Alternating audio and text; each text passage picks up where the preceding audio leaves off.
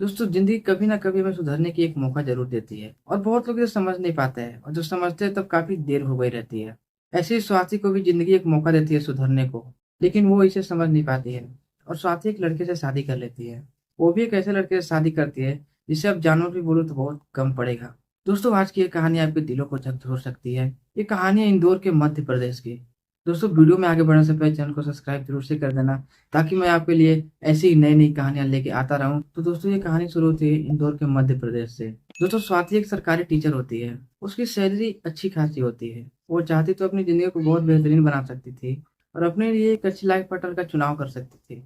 लेकिन वो बोला जाता है, होनी को कौन टाल सकता है, होनी तो हो के ही रहती है। दोस्तों, पंकज भदौरिया, जिसकी उम्र 45 साल थी, और वो अपनी शादी करने के लिए एक ऑनलाइन साइट पे अपनी प्रोफाइल डालता है और अपनी उम्र उसमें 35 साल लिखता है। और प्रोफाइल में वो लिखता है कि मैं पेशे से एक बिल्डर हूँ और मैं एक तलाकशुदा हूँ। हालांकि पंकज भदौरिया की शादी पहले हो चुकी थी, उसकी पहली पत्नी भी उससे जान छुड़ाकर भाग जाती है। फिर ये किसी दूसरे शिकार के पीछे पड़ता है और ऑनलाइन साइट पे अपनी प्रोफाइल बनाता है शादी के लिए। दोस्तों, उसकी प्रोफाइल स्वाति देखती है और उसे उसकी प्रोफाइल काफी अच्छी लगती है। हालांकि वो थोड़ी पैसों के लालच में आ गई थी। उसे लगा ये एक बिल्डर है, मुझे बहुत ही खुश रखेगा। उसे रिक्वेस्ट भेजती है, फिर बातें आगे बढ़ती हैं, बातें होती हैं, और बातों ही बातों में पंकज उसे शादी का प्रपोजल देता है और स्वाति उस रिक्वेस्ट को एक्सेप्ट भी कर लेती है। दोस्तों, मेन कहानी यहाँ से चालू होती है। दोस्तों, स्वाति अपने घर वालों को बताती कि ये लड़का है, पैसे से बिल्डर है, मैं इससे शादी करना चाहती हूँ। स्वाति के घर वाले बोलते, तुम एक सरकारी टीचर हो, तुम्हें इससे भी बेहतरीन लड़का मिल सकता है। इस अधेड़ उम्र के लड़के में क्या रखा हुआ है। लेकिन तब तक स्वाति और पंकज का बात काफी आगे तक बढ़ चुका था। स्वाति उससे प्यार करने लगती है, पंकज भी हालांकि उसे प्यार करने लगता है। मैं इसे प्यार तो नहीं बोलना चाहूंगा, एक तरह से पंकज की सारी प्लानिंग रहती है स्वाति को अपने जाल में फांसने के लिए। तो दोस्तों, सन 2019 में स्वाति के पापा इस शादी को एक्सेप्ट कर लेते हैं और फिर शादी की दिन रखवाई जाती है। बकायदा रीति रिवाज से शादी होती है। स्वाति के पापा पंकज के घर भी जाते हैं और उनकी सारी प्रॉपर्टी देखते हैं। पंकज स्वाति के पापा को अपने फार्म हाउस पर लेके जाता है, जो कि एक बहुत बड़ा आलीशान फार्म हाउस होता है। पंकज के पापा उस फार्म हाउस को देख के बहुत चक्का हो जाते हैं। हर एक सुख सुविधाओं से वो फार्म हाउस लेस था। बड़ी बड़ी महंगी गाड़ियां थी, कारें थी, और पूरा फार्म हाउस वो कैमरे से लेस रहता है। काफी सुंदर सा नजारा था वो। स्वाति के पापा फार्म हाउस को देख के बहुत चक्का हो जाते हैं और सोचते हैं, मेरी बेटी यहाँ महारानी की तरह, रानियों की तरह राज करेगी। लेकिन स्वाति के पापा को ये कहाँ पता था कि उनकी बेटी के लिए ये फार्म हाउस एक दिन नर्क बन जाए। दोस्तों, बाकायदा रीति रिवाज से शादी की जाती है। पंकज एक बहुत ही आलीशान लॉज में शादी करता है। शादी के दिन भी स्वाति को जिंदगी एक मौका फिर से देती है, ताकि वो ये समझ सके कि पंकज उसके लायक नहीं है। अब समझने वाली बात ये थी कि लड़की के घर से सारे लोग आए थे, उनके मामा मामी, फूफा फूफी, जो भी रिश्तेदार होते वो सारे कोई आए थे। लेकिन पंकज के घर से वो अकेला शादी करने आया था। हालांकि ये बात उनके पापा भी नहीं समझ पाए, लेकिन पापा को ये बात थोड़ी सी खटक रही थी। तो उसके पापा पंकज से पूछ देते हैं, तुम्हारे घर वाले कहाँ हैं और तुम्हारी फैमिली कहाँ है सारी। पंकज बोलता है, मैं एक तलाकशुदा हूँ, तो मेरे पापा को ये रिश्ता मंजूर नहीं था। इसी गुस्से के कारण मेरे सारे घर वाले मेरी शादी में नहीं आए हैं। स्वाति के पापा इसे इग्नोर करते हैं और फिर धूमधाम से शादी होती है। अगले दिन स्वाति की विदाई की जाती है, सारे रीति रिवाजों के साथ। दोस्तों, शादी के बाद पंकज एक अच्छा खासा होटल बुक कर लेता है स्वाति को वहां रखने के लिए। उस होटल में स्वाति को 2 से 3 दिन तक रखता है और उनकी सुहागरात उस होटल में ही होती है। दोस्तों, 2 से 3 दिन उस होटल में बीत जाते हैं। स्वाति बोलती है, तुम्हारा घर कहाँ है, मुझे तुम्हारी घर देखनी है, अब चलो घर चलते हैं, बाहर हम यूं कब तक रहेंगे। फिर दोस्तों, पंकज उसे अपने फार्म हाउस में लेके जाता है। स्वाति उस फार्म हाउस को देख के चौंक सी जाती है, क्योंकि वहाँ सारी सुख सुविधाएं थी।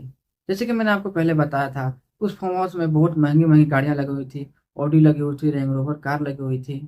स्वाति को वैसा लगने लगा था कि मैं यहाँ रानी की तरह राज करूंगी।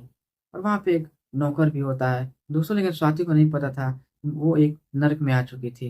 दोस्तों, 10 से 15 दिन सब कुछ सही चलता है। पंकज स्वाति के साथ नॉर्मल संबंध बनाता है और ऐसी कोई बात नहीं होती जिससे कि स्वाति को उस पर शक हो। दोस्तों, उस फार्म हाउस में एक बहुत बड़ी एलसीडी लगी हुई थी, जिसमें कि पंकज फिल्में देखा करता था।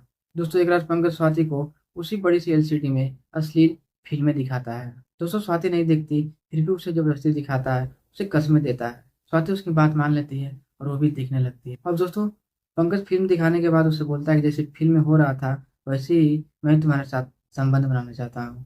हालांकि शुरू में स्वाति पंकज को मना कर देती है, बोलती नहीं, मैं ऐसा नहीं कर सकती, ये काफी अश्लील फिल्में है, मैं इसे देखूंगी भी नहीं, और ना जो तुम बोल रहे हो ऐसा कुछ करूंगी। पंकज स्वाति से काफ़ी रिक्वेस्ट करता है। फिर वो पहले दिन थी स्वाति मान जाती है और हूबहू उस फिल्म की तरह ही उसके साथ संबंध बनाती है। दोस्तों ये तो पहला दिन था, सब कुछ सही से जाता है, स्वाति मान भी जाती है और दूसरे दिन कोई नई फिल्म में दिखाता और उसके साथ संबंध बनाने की कोशिश करता, वैसे ही संबंध जैसे कि उस फिल्म में दिखाई जा रही थी।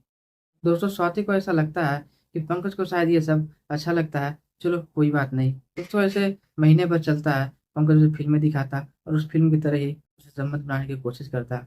दोस्तों अब इससे कुछ हटके पंकज करने वाला था और उससे इन सब में मजा नहीं आता था। अब वो अपने सेक्स करने के अंदाज को चेंज करने वाला था। दोस्तों एक रात ऐसी भी आती है कि पंकज स्वाति को फिर से अश्लील वीडियो दिखाता और उस वीडियो में दिखाया जाता है कि एक लड़की के साथ बहुत सारे लोग संबंध बना रहे हैं। अब वो स्वाति को ऐसे ही संबंध बनाने के लिए बोलता है। दोस्तों पंकज स्वाति के हाथ पैर बांध देता है और अपने कुछ दोस्तों को कॉल करता है। सारे दोस्त तो नहीं आ पाते, पर एक दोस्त ऐसा होता है कि जो रात में उठ के पंकज के फार्म हाउस पे आ जाता है और दोस्तों पंकज और उसके दोस्त स्वाति के साथ संबंध बनाते हैं। स्वाति बहुत डर जाती है, घबरा जाती है कि ये मेरे साथ हो क्या रहा है।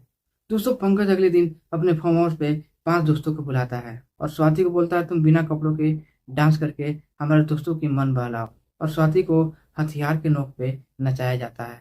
स्वाति डर के मारे ये सारा काम करती है और फिर बारी बारी सब दोस्त मिलके उसके साथ संबंध बनाते हैं।